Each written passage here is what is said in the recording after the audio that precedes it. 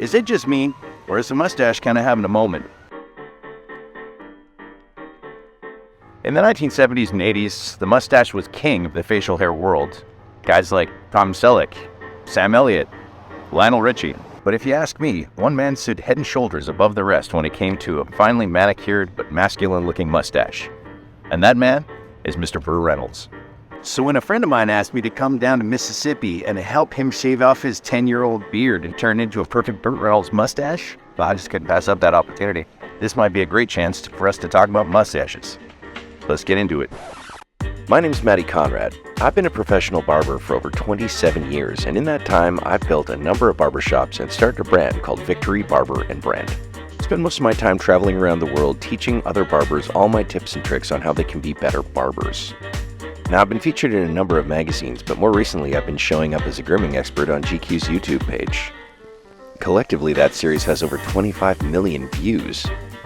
So that inspired me to start my own YouTube page so I could answer some of your most burning questions and share with you guys my best tips and tricks to take your grooming to the next level.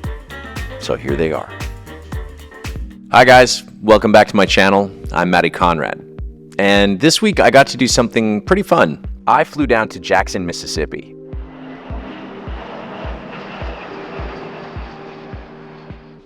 To celebrate the birthday of one of my favorite people, Mr. Lanis Noble. This man, this beautiful man right here. Now, Lanis is what you might call a good old boy. And so are most of his friends. I know, that's not shocking in Mississippi. But what is surprising is the insanely high ratio of guys with beards. Honestly, like 90% of the guys I met there had beards. Anyway, about a week before his birthday, I got this random text. Man, with a whole bunch of extra N's, so you know he's really excited. I have a job for you. It is gonna be amazing. To which I replied, oh yeah? With a question mark, because this could have been just about anything. Then he just sent me a picture of a 1970s Trans Am, which when I was a kid was pretty much the coolest car on the planet. So naturally I responded, holy sh**. To which he said, I need you to shave my beard off into a Burt Reynolds mustache during the party so I can shock the shit out of everyone.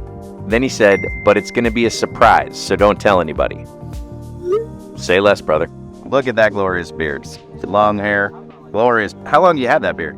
10 years. Damn, 10 years. So it's my last birthday. Well, I mean, that's a 10 years then. 10 years. 10 years. Now, naturally, my first move was to heavily research the movie Smokey and the Bandit and to figure out the exact shape of Burt Reynolds' mustache in that film. And I'm going to share that research with you because now it's time for the nerdy stuff. Alright guys, once again, it's time to get nerdy. Today we're going to talk about the mustache. Since the dawn of time, men have been growing hair on their faces for reasons of protection more than for a place of prominence in society. But during the Egyptian period of about 3000 BC, the mustache was seen as a symbol of masculinity and power. Men of high status often wore false beards and mustaches made from animal hair as a sign of their status. Similar ideals were placed on the old lip warmer in India, where many of the Tamil gods are depicted with mustaches, and also in China, with great historic figures like Genghis Khan sporting a pretty solid stash. But in ancient Rome, soldiers and noblemen were often discouraged from growing mustaches or beards, associating them with northern barbarian tribes, and of course gladiators, which if you ask me, further reinforces their masculine appeal. In the Middle Ages, mustaches became more common among European nobility and military leaders, with the advent of the English style, which was made famous by Charles II and had wide set points, and the handlebar style, which was curled and twisted upwards, made famous by King John I, who was a bit of a dick, which may have something to do with why this mustache style is usually viewed with some sort of villainous undertones, and was the go-to mustache for movie villains in the old days of Hollywood. In the 1800s in Europe, the mustache was tied to royalty in the military because of its historic association to masculinity and bravery. In fact, between 1860 and 1916, the uniform regulations for the British Army actually required every soldier to have a mustache. In the 1920s, Hollywood had a love affair with the toothbrush style that was sported by celebrities like Charlie Chaplin, until a failed German painter who also wore a similar styled mustache and decided to do some very stupid basically ruined that mustache for everyone else forever. Which led to a movement of finely groomed and pencil-thin mustaches worn by guys like Errol Flynn and Clark Gable. The 1950s was an exercise in clean-cut conformity. The 1960s was about the Beatles and bearded rebellion. But in the 1970s, the mustache was king. Guys like Tom Selleck, Alex Trebek, Billy D. Williams, Cheech Marin, and of course, the man, the myth, the mustache, Mr. Burt Reynolds. Burt Reynolds was an American actor who rose to prominence in the 1970s through movies like Deliverance, which is kind of a hard watch, and Smokey and the Bandit, which is a much easier watch, and in fact, I highly recommend it. His character from that film is the inspiration for the mustache we'll be shaping on Lanis today. Here you can see a general guideline for mustache shapes, and each one of them has some variations within it. But today, to recreate the Burt Reynolds, we are going to focus on these two, the horseshoe and the chevron. In the 1970s, the chevron was hands down the most popular mustache style. It is a relatively squared-shaped mustache that slopes downward slightly towards the corners of the mouth. The horseshoe mustache also slopes downward, but it has long down lines on the side of the mouth that stretch down towards the chin. Now, many guys mistakenly call this a handlebar mustache, but this is actually a handlebar mustache because it's shaped like the handlebars of a bike. This is a horseshoe mustache because it's shaped like a horseshoe. The reason we have to focus on them both is because if you look at Burt's mustache from the film, it basically is a traditional chevron that drops slightly below the sides of the mouth. This gives it a bit more of a renegade feel, and it keeps the chevron mustache from looking a little too Ned Flanders or Ted Lasso. Hey, I mean, no shade, I love me some Ted Lasso. Now you're caught up with the brief history of mustaches and the basic shape of a chevron. So, let's get back to the party, because it's time to cut us a mustache. So we both showed up to the party where an unsuspecting crowd had gathered, and Lanis was done up to the nines with his beard still intact. Once the band started to play, we headed out back to the garage where I'd set up a light and some tools so we could show you guys how to recreate the perfect Burt Reynolds mustache. Let's get started. This is a garage, so we're just going to do away with the pleasantries. I'll throw a towel around him to keep the shrapnel off his shirt. Here's what we're starting with. Now, I want to sculpt it into a downward flowing mustache with slightly longer points, somewhere around here. Basically, this is the shape that we're going for. Step 1.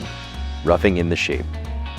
I'm going to grab my Wahl cordless magic clips and start by setting a low sideburn line, right about here, at the bottom of the earlobe, just to give it that real 70s vibe. I'm just going to invert my clipper and carve a straight line across.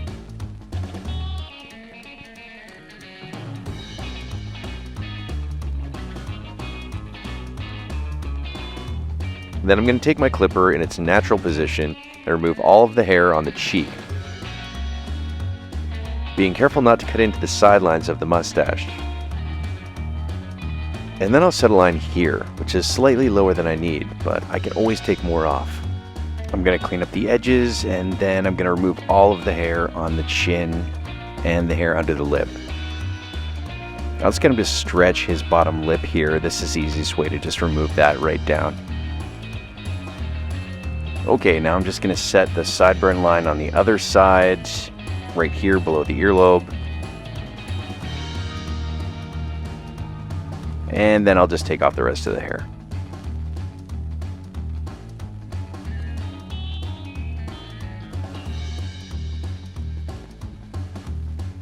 Well, that's definitely looking like we're a bit further into mustache territory.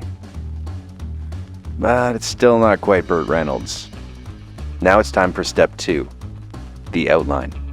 Alright, so for the Burt Reynolds mustache, remember we're going for this shape. So, when I place that outline around Lanis' mustache, you can see that his sidelines are still just a little bit too long, and the rest of it needs to get a bit of a sharper looking outline. So I'm just going to grab my Stylecraft Sabre trimmer, and I'm going to start by adjusting the length of those down lines. I want them to come down to just past the corners of the mouth and have them flaring sort of outwards, so I'm just going to angle them down and away.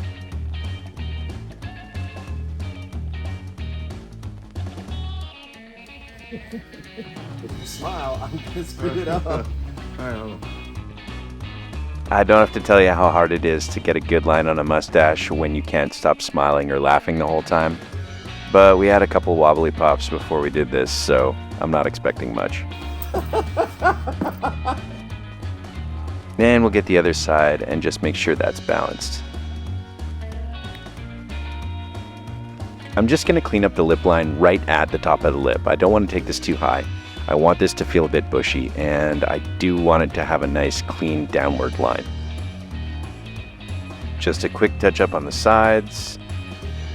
And I'm going to outline the top of the mustache as well. This is something that is definitive about a chevron, is that the top line should be sloping down towards the corner of the mouth. You don't want that curving around, and you don't want it kind of bushy upward into the nostrils. So I'm going to make a nice clean line sloping down on both sides of the mustache. Step 3, shaving. I'm just going to take my Wahl Vanish shaver here, and I'm going to go over everything that isn't mustache or sideburns. I really want to make sure that this gets shaved right down to the wood. I want it to pop. I want there to be a big impact for this. So this is the easiest way for me to get the hair right down to the skin. It's really important that before you do this, you shave the hair down to a fine stubble, otherwise it won't feed cleanly into the machine. He sure is pleased with himself.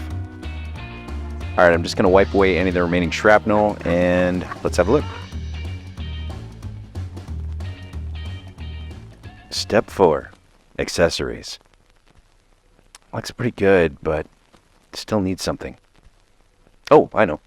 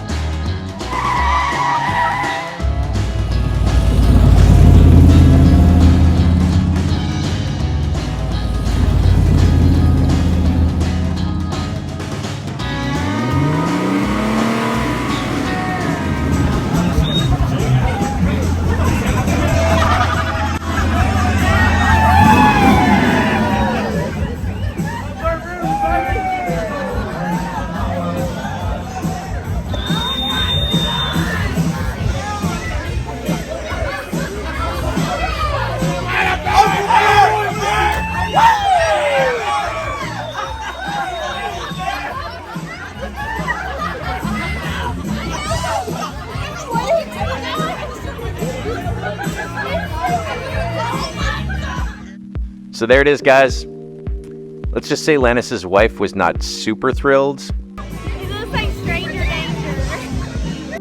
But there's no denying the guy really knows how to make an entrance.